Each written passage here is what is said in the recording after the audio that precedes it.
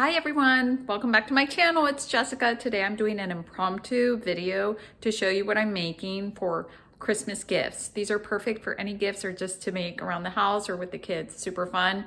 These little candles, let me show you how cute they are. Okay, so let me show you what I have here. Look at these super cute candles. Look at this little Christmas tree. It's a perfect little gift. I love it. And I love that it's natural wax.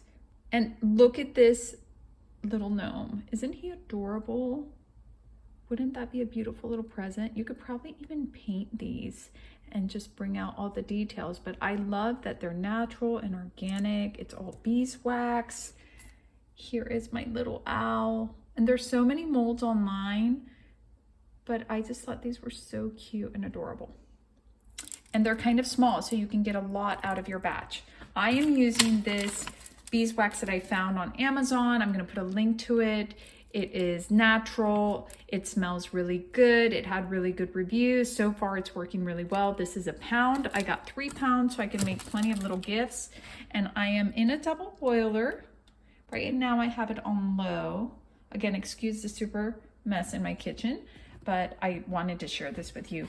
And I'm just gonna let it slowly start melting. You can also up the temperature on your stove if you want it to go quicker. Then I have my thermometer and I'm going to test it when it gets to 155 to 165 degrees Fahrenheit. That will be the ideal for pouring these candles so that they don't get any sink holes or bubbles in them. And I'm no pro, but so far they're coming out pretty nicely.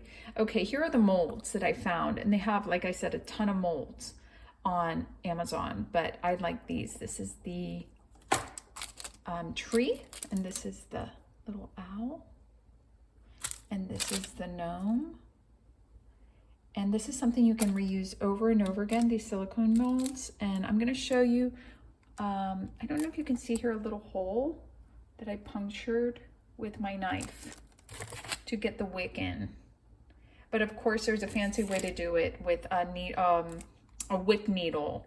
I just didn't have that supply on me, so I had to improvise. And then that wick would come through here, and then the mold just kind of sucks back in together, so it doesn't lose any liquid through there. And then I have my wicks here, which in the future I'm going to get just long strands of wicks. But these I had left over from another project years ago, and I'm just going to clip this base off. And then this goes in here in the hole that I punctured. I just don't have another free hand to show you, and it will come through here. Once I get another free hand to film this, I'm going to show you how I put that wick through.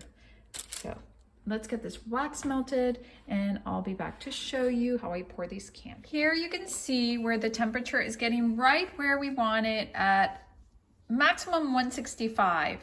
And if not, you just if it goes over that, just let it cool a little bit and then retake the temperature. But I think that's pretty good. Now I'm going to start pouring these candles. Show you first how I did this little wick situation. Again, I made a little hole with the knife, which is not the most professional way, but it is kind of like the only method we had in the house. And then, as you can see, I'm pushing the wick in through the other side, and you want to pull to have some remaining here that we can clip later. And then I'm just going to go ahead and trim off this guy here, which I don't need. And you're going to want to leave about 1/4 of an inch. That's what I understand to be the right size for getting it to burn properly. Okay, so now we are going to pour these candles. The wax is all ready to go. I have my first mold. This is the gnome and my ladle, and I am going to try to dip this into kind of the middle of the mold without burning myself. And I just keep adding until I get kind of to the brim of this mold. And then I'm going to show you what I'm gonna do with the wick. Okay, so that's pretty good. Don't worry again if you get anything around the edges, that'll come off really easily. Set it down on some parchment paper. Parchment paper It's really good at protecting your counters. And then you can get 2 popsicle sticks and put them kind of on the sides. And then a bobby pin. And you clamp that onto the base of the wick. And this bobby pin is going to sit on the popsicle sticks, and you're going to be able to maneuver the wick into the middle of the candle so that it dries right in the middle. Let's do this little owl. Again, we get some wax and we try to get it into the middle. And just keep filling your little mold. This one fills up really quickly. I'm making a little bit of a mess, but that's okay. It still comes out really nice. Final one is our little Christmas tree.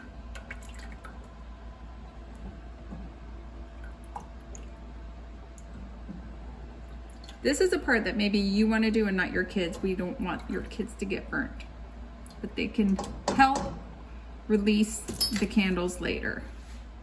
Now, when you have a wobbly mold, you can grab something and just whatever you have within reach, because I wasn't prepared, and just hold it up with something next to it. And don't have anyone come close to these until they dry, again, about 30 to 40 minutes. Okay, so I am starting to take these bobby pins off, and it has been about 40 minutes. And as you can see that the wax is the original color. There's no white, but that's what you want. So you want this to be fully dried. And this is the little owl. I'm gonna flip forward this little wick on this side so that it'll easily pop out. And then I'm just gonna fold back carefully this silicone mold. And I'm gonna gently pull out the candle. See, it kind of popped right out. And that looks really pretty. Look at all the details. Everything is nice and even. The only thing here is its little feet. You can use a hot plate to level this out, or sometimes you can just squish it in if that bothers you. But for us, since we're informal, I don't really mind. I'm gonna use some scissors to clip the bottom of this wick, although you should probably use a wick clipper.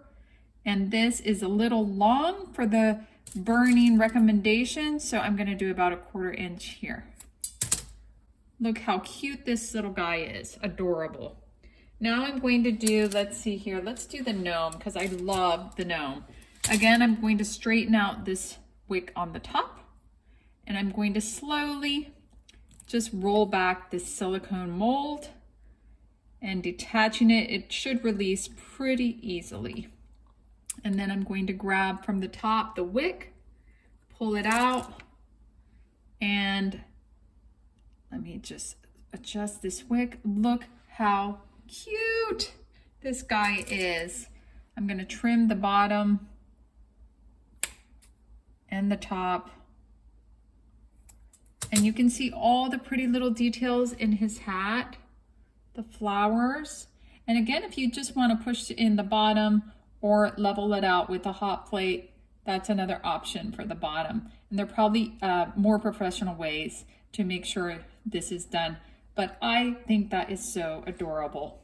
Thank you guys so much for watching. Be sure to subscribe. I have a lot of fun projects coming up.